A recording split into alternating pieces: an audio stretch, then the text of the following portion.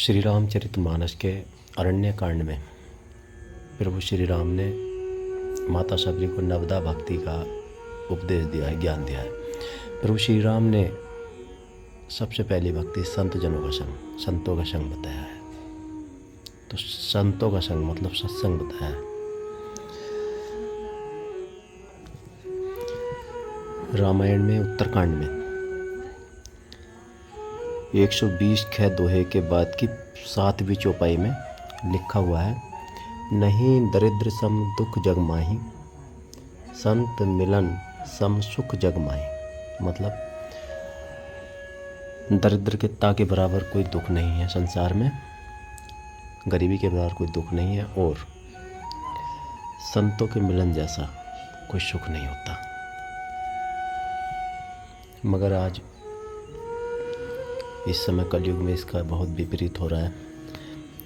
अगर आप एग्जाम्पल तौर पर कहीं कोई गांव में मंडली या डांस पार्टी या कोई प्रोग्राम करने के लिए चंदा इकट्ठा करेंगे ना, तो बढ़ चढ़ के सब चंदा दे देंगे।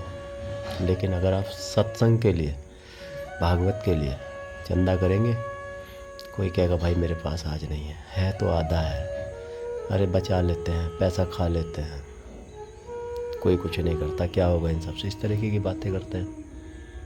क्योंकि वो उनका मन है ही नहीं सत्संग का, वो लगना ही नहीं चाहते, जुड़ना ही नहीं चाहते। आज के समय में मैं समझता हूँ बहुत हमारी जो नई जनरेशन है इसमें ज़्यादातर युवा ऐसे हैं कि बच्चे भी हैं, युवा हैं कि जिनको फिल्मी गाने की सिर्फ एक धुन सुना दी जाए तुरंत बता देंगे वो गाना है, लेकिन अपना गायत्री मंत्र ठीक से नहीं बोल पाएंगे शुद्ध, या ठीक से नहीं लिख पाएंगे। उनके याद बहुत गाने होंगे, फिल्मी गाने बहुत सारे सुना सकते हैं वो, लेकिन उनके याद दो भजन याद नहीं होंगे। मैं समझता हूँ, मैं सभी के लिए नहीं बोल रहा हूँ, लेकिन अधिकतर जनरेशन इस तरह से होती जा रही है। संतों की एक कमी सी हो गई है।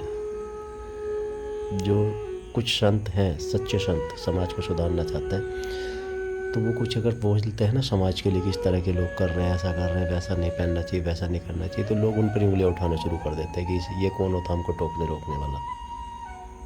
अरे भाई, ये टोकने रोकने वाले नहीं होते, आप इनके कहने पर नहीं चल पाते ना। और वो फिल्मी जगत वाले अगर वो कहते ना कि छोटे कपड़े पहनने, ऐसे पहनने, वो जैसे पहनने उन्हें पहन रहे हो, उनको देखा देख तो कर रहे हो, लेकिन संतों का देख के कुछ नहीं सीख सकते।